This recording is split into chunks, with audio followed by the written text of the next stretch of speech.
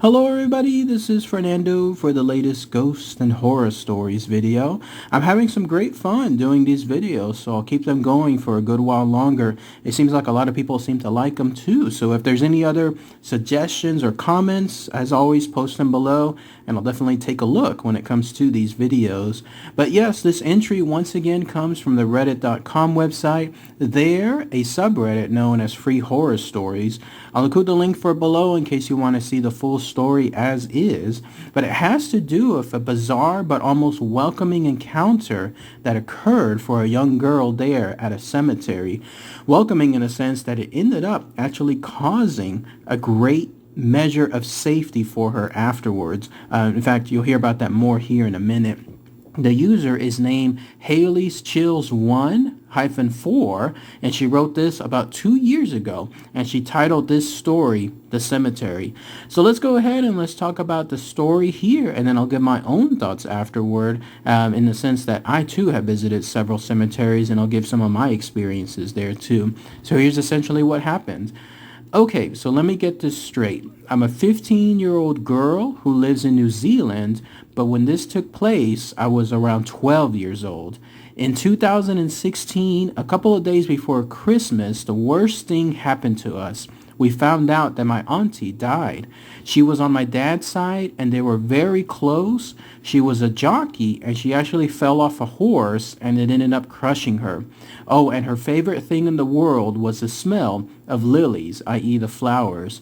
This information will be useful later on.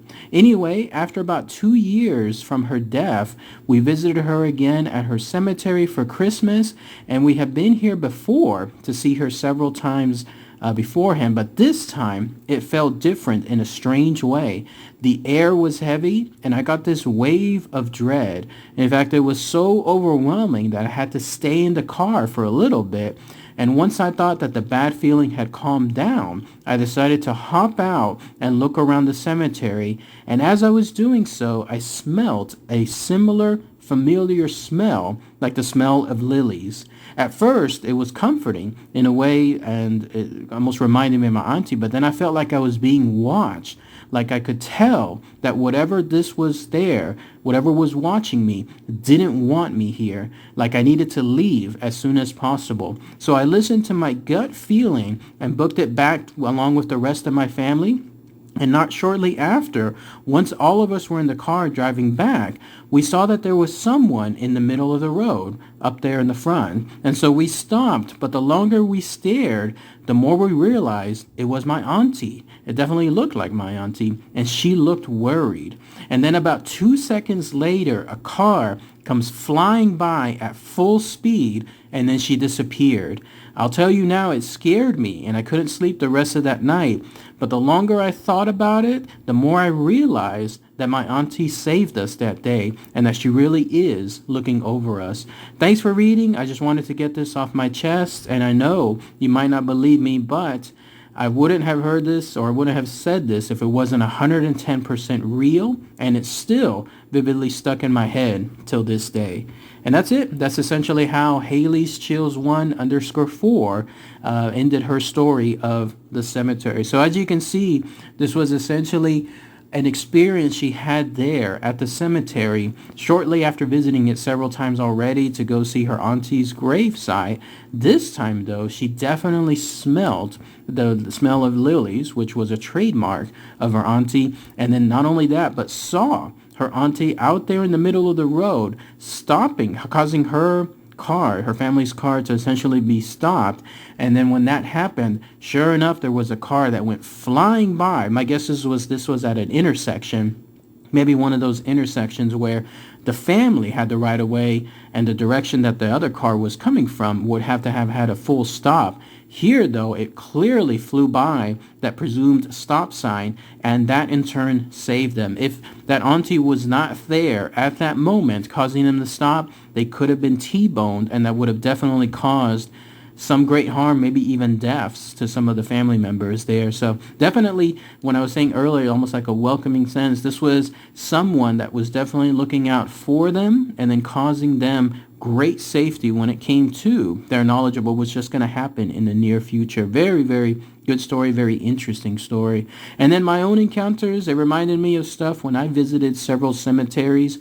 Luckily, when it comes to cemeteries, you think that there would be a lot of ghostly encounters there, but as I've been to several on my own and then even on some ghost hunts with some of my ghost groups, you come to find that there's really not much stuff there. Interestingly enough, despite the fact that there's a lot of obvious dead bodies there, not too many spirits tend to haunt those cemeteries. I get the feeling when I'm walking by that I truly am the only one there.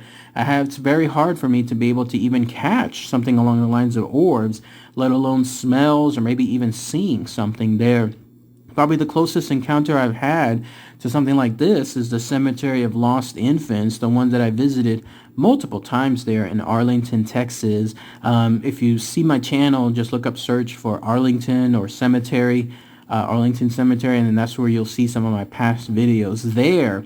That's the only place that I truly have had some encounters. That's where essentially we have myself and then others that I visited there with. We have encountered things like moving things. Like, in other words, we know we placed an artifact, in this case little toys, for the little children there in a certain way, and then we find them moved. And in another case, we actually found a missing toy. Like, we never found it again. It was placed there.